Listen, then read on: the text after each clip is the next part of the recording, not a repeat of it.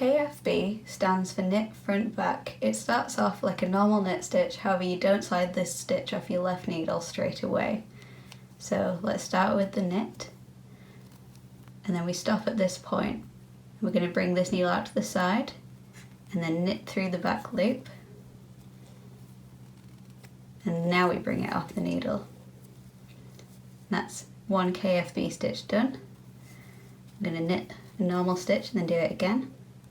So start off like a normal knit, however don't slide off the needle at this point. Go out and into the side, knit through the back loop. And that's one more done.